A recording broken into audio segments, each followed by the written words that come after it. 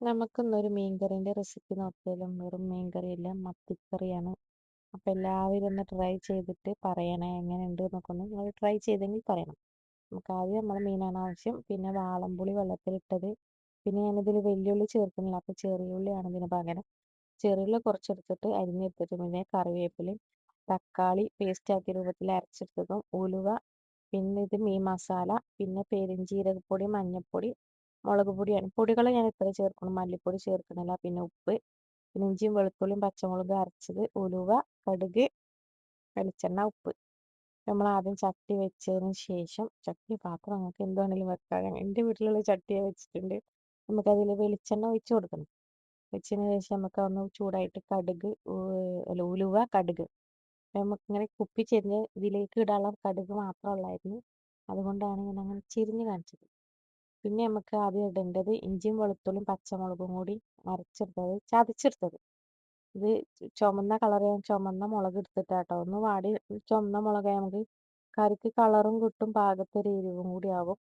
അപ്പം നമുക്ക് പിന്നെ നമ്മൾ ചെറിയ ഉള്ളിയും കറിവേപ്പിലയും കൂടി ഒരുമിച്ചിട്ട് കൊടുക്കണം.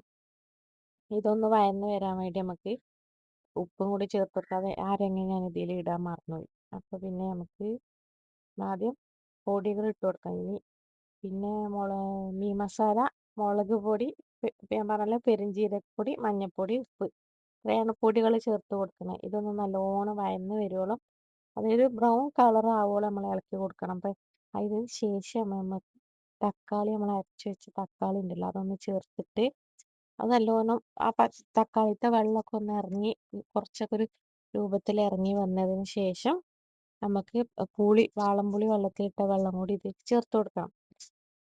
ആ പുളിയും കൂടി നമുക്ക് വെള്ളം അത്ര ആവശ്യം, അതായത് വെള്ളം നമുക്ക് എത്രത്തോളം വേണോ അത്രയും നമുക്ക് ഒഴിച്ചു കൊടുക്കണം. അപ്പം നിങ്ങൾക്ക് ആ പുളിവെള്ളം പോരെങ്കിൽ കുറച്ചും കൂടി വെള്ളം ഒഴിച്ചു കൊടുക്കുക. ഞാനിതിൽ ഒഴിച്ചു കൊടുക്കുന്നുണ്ട്. നമ്മൾ എണ്ണസംഖ്യ ഉണ്ടാകുമ്പോൾ നമ്മൾ വെള്ളത്തിൻ്റെ അളവും കൂട്ടണം. അപ്പം നമുക്കിതാ ഇതുപോലെ നമ്മളെ തക്കാളി ഒന്ന് വറ്റി വന്ന ശേഷം വേണം നമ്മൾ പുളിവെള്ളം ചേർത്ത് കൊടുക്കാൻ. പുളിവെള്ളം പോരാന്ന് തോന്നുമ്പോൾ നമ്മൾ വെള്ളം, ചൂടുവെള്ളം പച്ചവെള്ളം എന്ത് വേണമെങ്കിൽ ചേർത്ത് കൊടുക്കാം. ഞാൻ പച്ചവെള്ളമാണ് ചേർത്ത് കൊടുത്തത്. പച്ചവെള്ളം നല്ലോണം തിളക്കണം. അതായത് നമ്മൾ എത്രത്തോളം വെക്കണം അതിൻ്റെ ഒരു 5% വെള്ളം വറ്റി വരണം. എന്നിട്ട് വേണം നമ്മൾ മീൻ ഇട്ട് കൊടുക്കാൻ. കാരണം പിന്നെ ഞങ്ങൾ ഉപ്പ് നോക്കിയിട്ട് നിങ്ങൾക്ക് ഉപ്പ് പാകത്തിന് ഇടണം കേട്ടോ. അപ്പം നമ്മൾ മീൻ അങ്ങനെ ഇട്ട് കൊടുക്കുമ്പോൾ കുറുന്നനുള്ള കറി കിട്ടും, നല്ല ടേസ്റ്റാണ്. അപ്പം ഇങ്ങനെ കുറുന്നനുള്ള കറി നമ്മൾ ചോറിനൊക്കെ, ചിലവർക്ക് ഇഷ്ടം വെള്ളം പോലെയുള്ള കഴിക്കാറും, ചിലവർക്ക് കുറുന്നനെയുള്ളത് കഴിക്കാറ് ഇഷ്ടം. അപ്പം ഞങ്ങൾക്ക് കുറുന്നനുള്ള കറിയാണ് ഇഷ്ടം. അപ്പോൾ ഇത് കണ്ടോ, നല്ല രീതിക്ക് ഇതുപോലെ തിളച്ച് വരുമ്പോൾ നമുക്ക് നമ്മളെ മീൻ ഇട്ട് കൊടുക്കണം. നമ്മൾ പറഞ്ഞില്ല, 5% വെള്ളം വറ്റി വന്നാൽ നമുക്ക് നമ്മളെ മീൻ ഇട്ട് കൊടുത്തിട്ട്, മീൻ പിന്നെ അധികം സമയം വേണ്ടല്ലോ തിളക്കാൻ. അപ്പം നമ്മളെ മീൻ കറി ഇവിടെ റെഡി ആകും. ഇതൊന്ന് തിളച്ച് എടുത്ത് മാറ്റി വെന്ത ശേഷം നമുക്ക് കുറച്ച് പച്ചവെളിച്ചെണ്ണ കൂടി ചേർത്ത് കൊടുക്കാം. അരങ്ങ ഞങ്ങൾ ആദ്യം കണ്ട്. അപ്പോൾ ഇഷ്ടപ്പെട്ടാൽ എല്ലാവരും ഒന്ന് ട്രൈ ചെയ്തിട്ട് എങ്ങനെയുണ്ട് എന്നൊക്കെ പറഞ്ഞിട്ട് ഒരു കമൻറ്റ് ഇട്ട് പോകണേ എല്ലാവരും.